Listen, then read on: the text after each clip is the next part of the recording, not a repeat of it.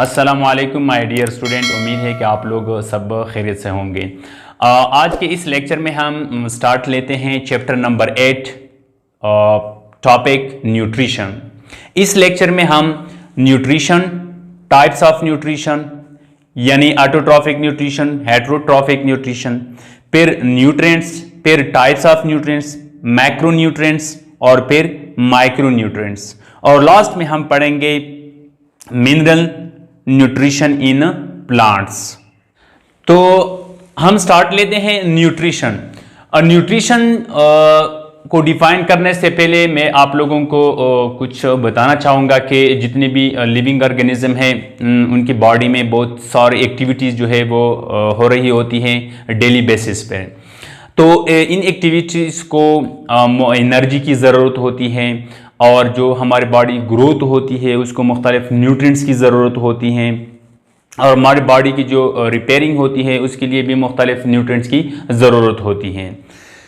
तो न्यूट्रिशन जो है वो प्रोसेस है जिसमें जानदार चीज़ें जो है वो किस तरह खुराक जो है वो हासिल कर लेते हैं, और बॉडी में इसकी डाइजेशन किस तरह होती है, और बॉडी में इसकी एब्जॉर्प्शन किस तरह होती है, और बॉडी में इसकी एसिमिलेशन किस तरह होती है। तो इस प्रोसेस को हम क्या कहते हैं? न्यूट्रिशन। अगर हम सादा अल्फाज में मैं आपको बताऊं, न्यूट्रिशन वो प्रोसेस है जिसमें जानदार चीज़ें खुराक हासिल करते हैं, उस खुराक से वो एनर्जी हासिल करते हैं, और उसी खुराक को वो अपनी बॉडी की रिपेयर और ग्रोथ के लिए इस्तेमाल करते हैं।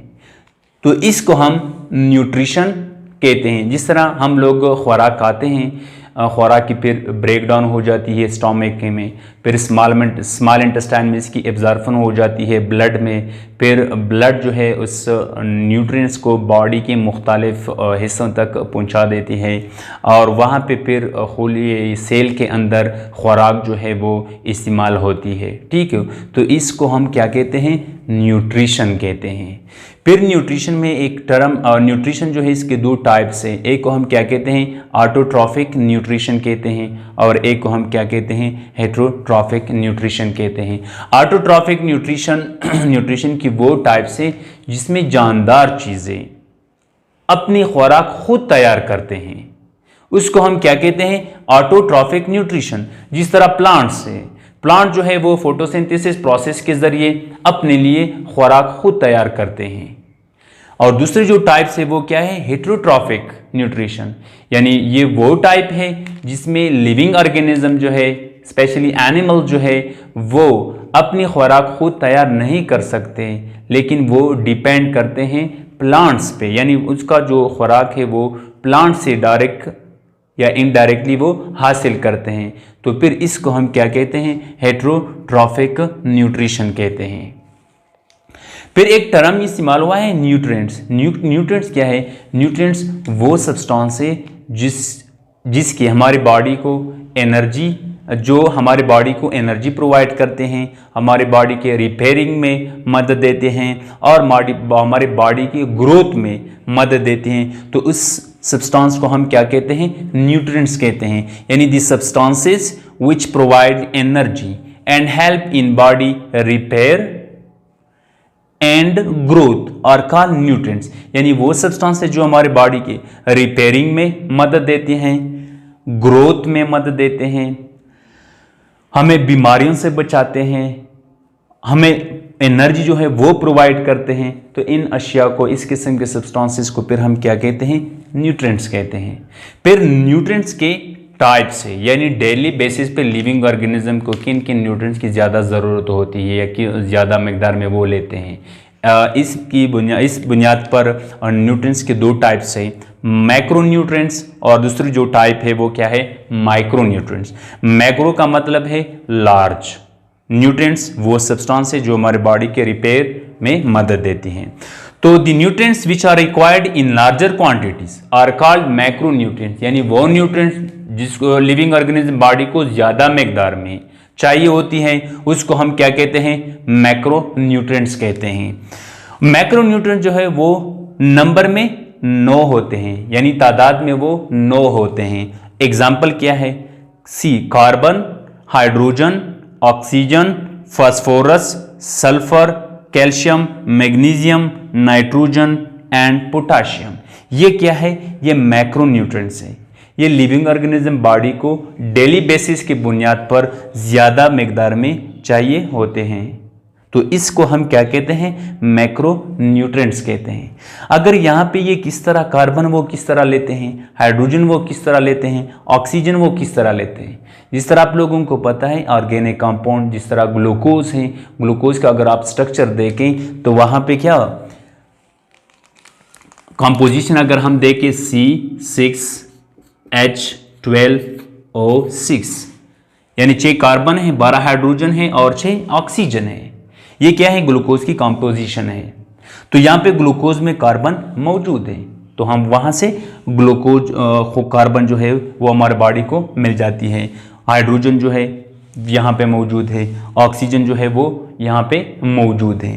ठीक है, लेकिन प्लांट्स को कार्बन जो है वो कहाँ से मिलती? प्लांट जो है फोटोसिंथेसिस प्रोसेस होती है, वो एयर से CO2 जो है वो एब्जॉर्ब कर लेते हैं। ठीक है, तो कार्बन जो है वो फोटोसिंथेसिस प्रोसेस में भी मदद दे देते हैं। ऑक्सीजन जो है वो रिस्पायरेशन प्रोसेस जो है वहाँ पे भी मदद देते हैं। हाइड्रोजन जो है वाटर कंपोजिशन में हाइड्रोजन जो है वो मौजूद हैं। तो ये ऐसे न्यूट्रिएंट्स हैं जो बॉडी को ज़्यादा मिकदार में ज़रूरत होती है।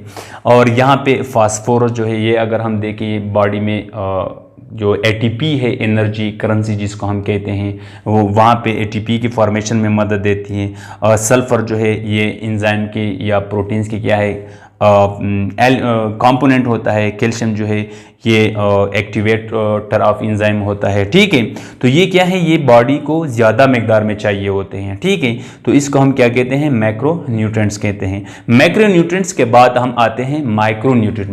माइक्रो का मतलब होता है स्मॉल, यानी the nutrients which are required in lower quantities, यानी वो न्यूट्रिएंट्स की वो टाइप जो लिविंग ऑर्गेनिज्म को कम मिकदार में चाहिए होते हैं, उसको हम क्या कहते हैं? माइक्रो न्यूट्रिएंट्स कहते हैं।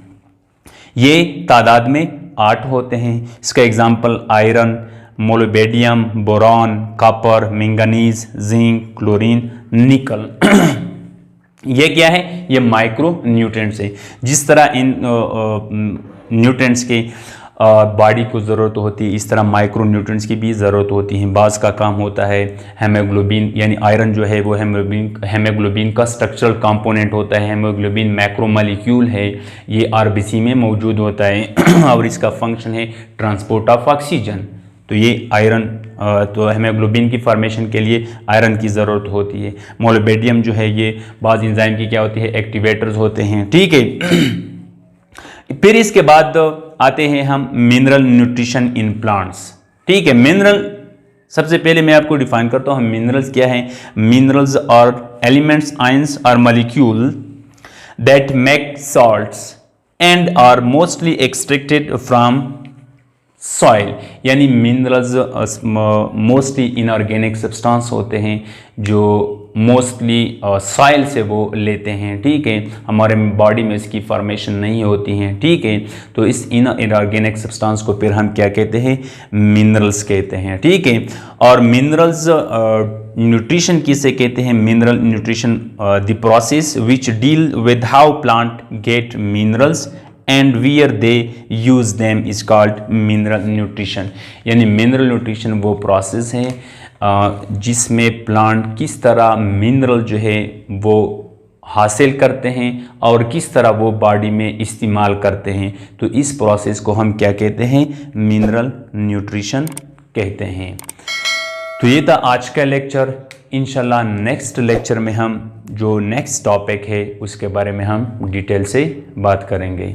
उम्मीद है कि आप लोगों को ये लेक्चर समझ में आया होगा और शुक्रिया।